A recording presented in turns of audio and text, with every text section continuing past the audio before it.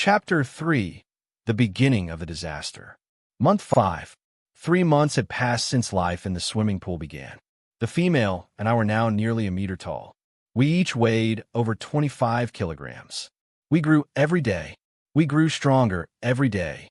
We grew hungrier every day. The pool was spacious.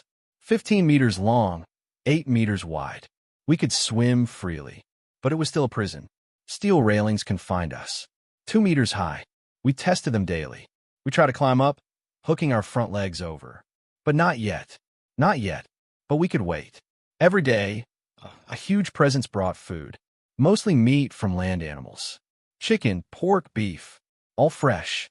The scent of warm blood lingered. We ate voraciously. But it was never satisfying. We wanted something alive. Something moving. Something running away. Something screaming. And every day we saw it. Beyond the railings, the beach was visible. Sometimes people passed by. Joggers. People walking dogs. Families out with children. The first time I saw them, I felt a strange emotion. Big. Smaller than the giant creature, but still big. Walking on 2 legs, making sounds, laughing, talking. Their scent carried on the wind. Sweat. Sunscreen. And flesh. Warm-blooded meat. Instinct whispered. I rose closer to the surface. I stared over the railing. A man was jogging. Shorts, headphones, breathing rhythmically as he ran. His leg muscles moved. Tendons showed beneath his skin. Meat. I swallowed hard. How delicious it would be. How much more delicious than the dead meat offered by the giant. The man kept running. Then he disappeared from view. I sank to the bottom of the pool. The female looked at me. She saw too. The same desire was in her eyes. We would wait. And someday, month 5, week 3, another day. This time it was a family. Mom, dad, and 2 children. A boy who looked about 6 and a girl around 4.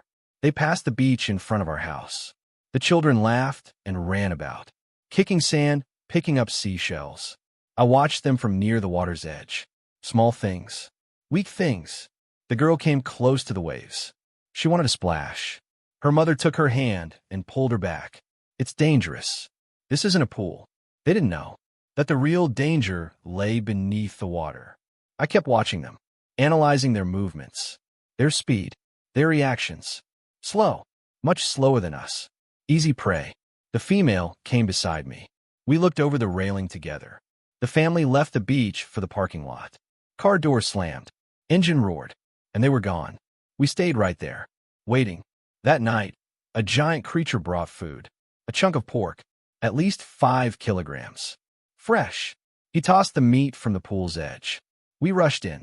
But even as we ate, we thought, this isn't it. This is dead. What we want is. Beyond the railing, in the darkness, we heard the waves. The sea was calling us. And beyond that sea, there was plenty of food. 6 months in, Richard Carver sat in a lounge chair at the edge of the outdoor pool. A cold bottle of Corona beer was in his hand. The sunset was painting the horizon red. 6 months. Half a year. His experiment was a success. The pool was completely enclosed by an iron railing. A 2-meter-high iron fence. Carver nodded with satisfaction. A perfect masterpiece. Inside the pool, 2 mutant turtles were swimming. The female measured 1.1 meters, the male 1.2 meters. Under the sunlight, their shells gleamed like black armor. I wonder what you'll be like a year from now. Carver muttered to himself. The alcohol made him talkative. 4 meters, 500 kilograms. Perfect predators swimming at 60 kilometers per hour. Monsters even sharks would fear. He laughed. It was the laugh of a proud father. Carver pulled a chunk of fish from the cooler beside him. Fresh tuna. All right, lunchtime. He tossed the fish into the pool. Subject 1's perspective. The tuna hit the water. I reacted instantly. So did the female. We moved like lightning. Water exploded. My jaws snapped the tuna. Teeth tore flesh. 1 second. The tuna split into 2 pieces.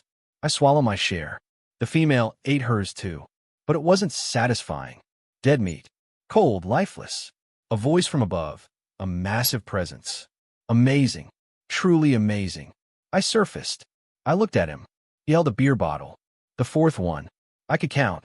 My intelligence was growing. His movements were slower than usual. Unsteady. He was weakening. Instinct whispered. What would those idiots at Harvard say? Ethical limits? Ridiculous. This is real science. He tossed another chunk of fish. I didn't eat it. I kept staring at him.